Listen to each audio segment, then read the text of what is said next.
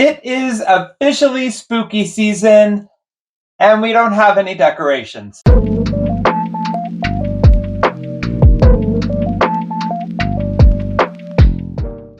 Hello everyone, if you are new to my channel, my name is Brendan. I am one of the co-owners of the Rustic Tub, our small bath and body care company.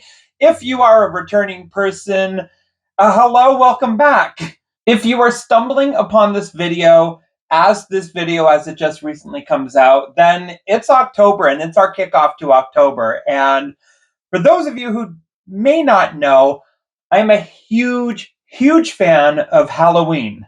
Now moving on for today's video, we're actually not going to be focusing on one specific item for this go around. Instead, it's going to be a collective. So if you've already been eyeing up this table, you're seeing a whole bunch of bottles right here.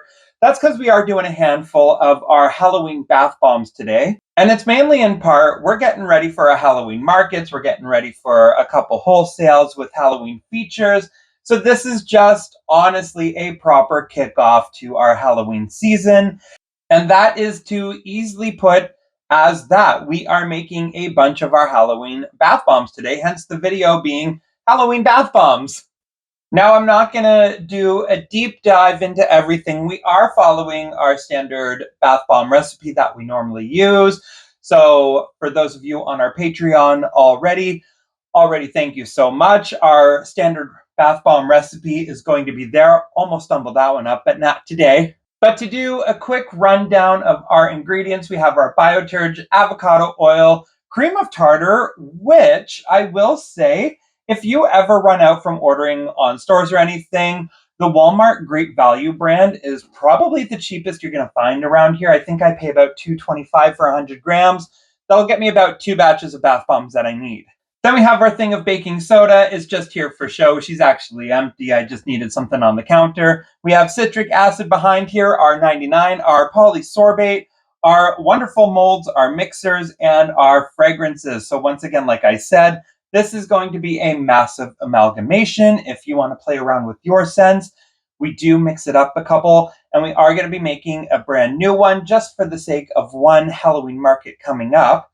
And then to continue on to that, we actually have a custom mold that we have specifically created for one of our bath bombs. It is going to be a pumpkin. I know, shocking surprise, a bath bomb person doing a pumpkin on Halloween. But we did want to do a pumpkin in a very different way, so I'll be showing you that part as we get into the whole amalgamation of it all today. And because we are doing a lot, we are just going to go right on into things. But before we go into that, I will say there was one bath bomb I really wanted to show on camera, and I'll show it to you right now. So recently, I'll get it up there if the light wants to showcase it. We came out with this nice little coffin bath bomb. Now this one, for the shape of it, we did order on Etsy for our own purposes to make it. It is a coffin, and inside the coffin with the Pixie Eco Glitter, you actually get a nice little bobblehead skeleton toy that we 3D print. That one I really wanted to showcase, but we are out of our little punk rock Pixie Eco Glitter, so I cannot make that one anymore, but you still get to see it at least and get a feel for it. And the color that it was is we used the jet black. You know how I love Fizz Fairy. Jet black, water-soluble dye. Although it looks light gray, it does go black in the tub, so that is like another little added bonus for it. And then for the rest of it, we're just going to go ahead and get on going now. So for most of the video today, I am going to be doing everything in the counter. I'll be talking through adding one of our ingredients, and then I'll just kind of clip it so everything goes with the bath bombs we're making. So we're going to start with that one. I'm not going to do the top down kind of thing when we go into the mixing bowl. I'll save that for when we're pressing out all of our shapes and then the after effect. And then we'll be diving into painting. So without further ado, I've been doing this the last couple videos. We're just going to go ahead, clear off our shelf, and begin our measurements. All right, coming in strong. Get gloved up, because as I say every video, we're not making products for you. We're making products for other people. If you are making products for you, you don't need to be gloved up then. It's for you.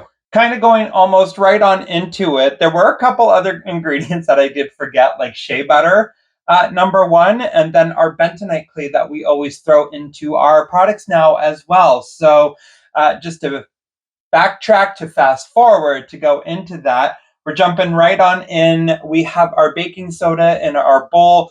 If you've seen the bubble bar videos, you know that this has changed my life and I am a big fan of it. So we're just going to toss that in with our measurement. And I guess I will say, seeing it from this angle instead of from the top down, you're actually seeing the full process of what we actually do, what we actually go through, and how our thought process works with everything. So for this one, I tried to set it down as gently as possible with my little cup microphone here. For this one, we leave it as is. We were actually going to add in our water-soluble dye now, and then we put it on the mixer. So that's our step-by-step one for that. And then for our water-soluble dye, I will say we actually did pick this trick up from Jerica Zimmerman, if you watch Quench. She is pretty much the bath bomb guru of YouTube. If you haven't watched her yet, go ahead and check that out. Because if you're following us, you're definitely probably following her. Because when we stumbled upon her video when we started doing this, we were realizing we weren't getting like the best colors for our bath bombs. And it was actually a video of hers that suggested boiling your water first and then adding the dye to really make the colors bloom. So that's what we started doing, and it's something that's stuck with us ever since. And then for us, when it's added in there, we go ahead, kick her on the mixer, and off we go. Okay, our second portion, you're probably looking at these wonderful measuring jugs going, oh my gosh, they are not actually using them. So we have designated measuring cups that we use. I have been making bath bombs all morning long, so that's why they are looking well loved right now, is because we got a lot to make and a lot to cover, and we are just using it designated. So this is my citric acid cup. This is my powders cup that I always use. So on a day-to-day basis, since we're not doing any cross-contamination, they stay as is until I wash at the end of the day. Hopefully, too, you're not picking up the mixer going on in the background. It's actually just concentrated in this area for our microphone. So we're going to cross our fingers and keep going with that. Round number 2, we have our cream of tartar, and that's just to add hardness to the bar, and it's also going to help cause it to float. And you always have to do a proper measure out to make sure that everything's good, because literally 1 to 2 grams is going to make your bath bomb either sink or just not really do the most bath bombing thing that you ever want it to do. I know in the past I have said that 1 to 2 grams really doesn't make a difference, but with dry ingredients it actually can. With liquid ingredients, so like let's say you add a couple grams extra of your avocado oil, that's just going to make your batch a lot more wet and kind of easier to mold, depending how you want to do that. Last but not least, we have our bentonite clay. Go ahead and shimmy that baby in for her measurements. And then with that one full and ready to go, I go ahead and throw it right on into the mixer. Okay, moving on to the wets now. I'm going right on into it just because there is a lot to go today. Throwing in our shea butter, having a little go with our 99%, which we will use after as well to also color our bath bombs. So a little while ago, someone made a comment on the video on how my little peculiar hole poking was interesting to them. So I don't know how well you can see it, but a trick that I picked up in the film industry was always with your bottles when you're pouring, you pour one hole on the bottom, one hole on the top. That way when you pour, the air can actually get in and you don't have that glug, glug, glug feeling that goes through the bottles. It actually comes out as a nice stream. So that's just a nice little personal touch if you want to steal that one away from me. Coming up next is our avocado oil. Just going to do a nice tiny light splash of that one because that's all you need. And then a nice little hint of our polysorbate 80, and that's just to bind everything together. And because we are going to start off very easy with today's video, we're just sticking to 1 scent. So today is our pumpkin chai for this one. It's from Voyager. It is my favorite pumpkin scent that there is out there so far. I get it every year from them. I do soaps with it as well, sugar scrubs, everything else, because this scent is just fall perfection to me. And with this little baby ready, once again, you know the drill, we're going to throw it into our mixer. Okay, and last but not least, we have our citric acid. Just goes into my little citric acid mixing bowl cup thing. And I will fill it up to the desired effect. I just wanted to show you that I'm adding citric acid to it. And once it's done, goes into the mixer until it's all done. All right, with our mix ready to go, you always want to give it that field test. You want it to feel like a really kinetic sand sort of feeling, but you also want it to break apart easily at the time. That's how you know it's good. This baby is ready to go, so we're going to start pressing. So I will switch up the camera angle just so you can see exactly what we're doing with our pumpkins. So as I've said in the video earlier today, we did come out with a pumpkin mold that we wanted custom made for us because we just wanted a pumpkin that was different than what all the other ones were. So we got this one 3D printed for us at the beginning. And we are actually coming out with an announcement on our Patreon, if you're following that one, and me showing off a mold. I wonder what it could be. But anyway, moving on with that one, we're just going to go ahead, fill. Get it up to the top as we can. Do a nice gentle down and then press.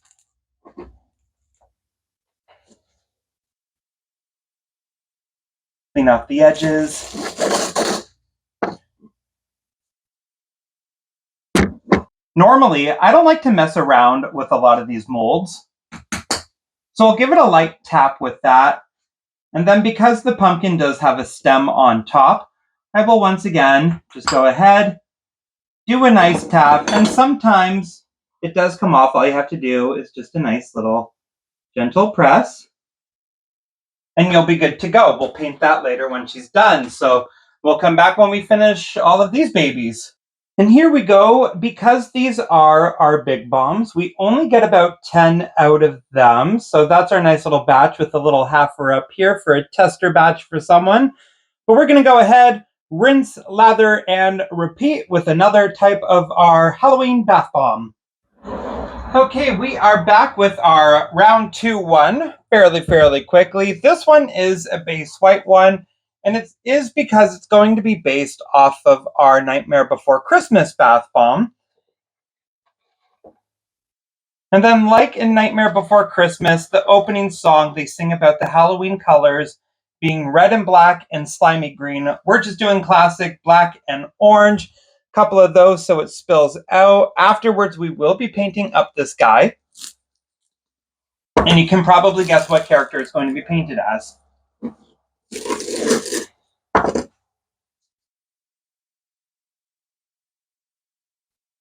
A little clean out. And caution as always. Just because I hate when bath bombs split in half. It happens, I just hate it. So with that one like that, you can see that we did switch up our bath bomb tray because we are making our round ones. So we're going to go ahead and show you when it's all done. All right, so here we are. We got about 14 out of this batch. This will be our Skellington bath bombs, and they are scented with strawberry, and that's from Voyager, and from Fizz Fairy's Snow Fairy. And it's just so it could be a sweet and tart smell. We're going to go ahead, let these cure, and paint them up. But we still have all of this to fill, so we're going to do that right on now. Okay, moving on to our last one now. We have two different colors. So what I did was I separated one batch from the other. It's all one batch. Threw the color in, sprayed a little bit of water, and mixed the ever-living life out of it. So now that is a two-tone bath bomb. So also, we have these little guys that we 3D printed as well. And you guessed it, this is our Witches Brew now. So what we're going to do is we're just going to do a little bit of a load up of one to another. We're going to randomly pick a little figurine. So Witches Brew, you got to get something that's for a witch's potion. So in goes our little frog. We're going to go ahead, fill it on up all the way. Do a sprinkle on top for color. Good to go. Push it down.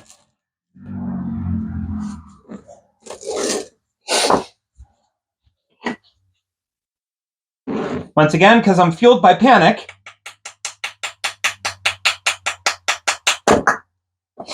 and mostly anxiety, we're going to go ahead and just drop it right on in. So as you can see, we have our little bath bomb ready to go with the toy inside. We're going to go ahead and repeat the same process, but this time we go ahead and add in a little bat. Pop that baby in, close it on up. Same as every other bath bomb, we're going to go ahead, do a nice little fill, and then close it. So I'll get these going through right away, and then I will be back when it's all done.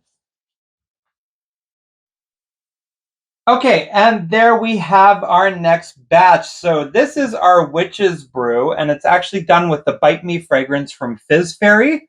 And you can see that when we split the two batches, although it looks very, very off color, it's a gray right now. It does turn black, and then we have our green in there. And our little Witches potion toy inside, hence the Witches Brew. So we're going to go ahead, we're going to let everything cure now, and then we're going to get back on to painting. So as you can see, there may be a lot more than what I showed on camera. Like I said before, I'm doing a wild whirlwind of making everything today. So like I have some of our other bath bombs in the mix here. But for these ones that we made about 2 hours ago, they are fairly good to hold now. And they are about ready. This is the main one that I want to focus on, is our pure white one. Just because this is turning into our Skellington bath bombs, and it is hard enough for me to feel comfortable enough to paint them. So that is exactly what we're going to do. So we're going to swap around this camera angle. And previously I did do how to paint your bath bombs video. I'm just going to be going and reiterating that in a fast up version as we get this going. All right, I'll put that there so we can show and hopefully not spill anything, but I'm using our olive green mica powder from Fizz Fairy, just a little scoop here and there for it. And then with that, I'm going to take my 99. I'm just going to fill it until it starts looking like a little island floating on top. That's how I personally know when it's good. It's a little bit of a thicker batch. That's what I want to go for. We'll just add all of the other ones in there. Give it a nice little mix. I'm actually using one of my old makeup brushes to do this. And there are some intense bath bomb painters out there. So I just tend to stick with the basic one right now. And I will say there was a feature on Fizz Fairy for a new mica palette that, I won't lie, I want pretty badly.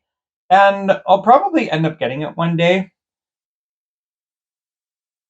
But more or less, I think it's really for like a truly artistic bath bomb person, and I want to get there one day. There's people out there like Splish Splash Bath Bombs, Beyond the Bath Bomb, Love It Local is another one, and even I guess our little own fan favorite Winston and Walter as well. They do amazing hand painted bath bombs.